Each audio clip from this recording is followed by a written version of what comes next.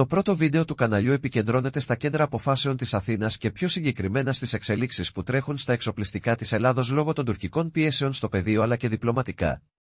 Τα τελευταία χρόνια, η Ελλάδα έχει βρεθεί αντιμέτωπη με μια αυξανόμενη πρόκληση στην περιοχή της Ανατολικής Μεσογείου αλλά και του Αιγαίου. Η συνεχής και συχνά επιθετική στάση της Τουρκίας, είτε μέσα από παραβιάσεις του εναέριου χώρου, είτε μέσω ερευνητικών δραστηριοτήτων σε περιοχές ελληνικής υφαλοκρηπίδας, έχει καταστήσει επιτακτική την ανάγκη αναβάθμισης της ελληνικής αμυντικής ικανότητας. Μέσα σε αυτό το πλαίσιο, η Ελλάδα έχει στραφεί στρατηγικά κυρίως προς δύο χώρες κλειδιά στον τομέα της αμυντικής τεχνολογίας και γεωπολιτικής στήριξης, τη Γαλλία και το Ισραήλ, οι ανησυχίες των οποίων για την τουρκική επεκτατικότητα φαίνεται να δημιουργούν ευκαιρίες σημαντικών συμμαχιών.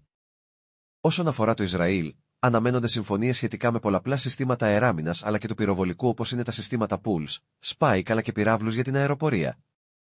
Στο διπλωματικό πεδίο κοινή γραμμή φαίνεται να δημιουργείται με το Ισραήλ στο θέμα της απόκτησης F-35 από την Τουρκία, καθώς το πανίσχυρο Ισραηλινό λόμπι της Αμερικής φαίνεται να έχει ενεργοποιηθεί. Η Ελλάδα προχωρά παράλληλα σε στρατηγικές εξοπλιστικές συμφωνίες και με τη Γαλλία, ενισχύοντας καθοριστικά τις ένοπλες δυνάμεις. Πυρήνας αυτών είναι η απόκτηση 3 φρεγατών Μπελαρά, ενώ η Naval Group εξετάζει την κατασκευή επιπλέον 4 σε ελληνικά ναυπηγεία. Οι φρεγάτες αυτές έχουν τη δυνατότητα ενσωμάτωσης πυράβλων Scalp, δίνοντας στο ποινή στρατηγική δυνατότητα πλήγματος σε μεγάλες αποστάσεις. Παράλληλα, η Ελλάδα σχεδιάζει την προμήθεια επιπλέον Rafale, καθώς η γαλλική αεροπορία αναμένεται να αποδεσμεύσει στο εγγύς μέλλον κάποια από αυτά ώστε να αποκτήσει νέα με πιο σύγχρονα ηλεκτρονικά, αυξάνοντας σημαντικά την εναέρια αποτροπή.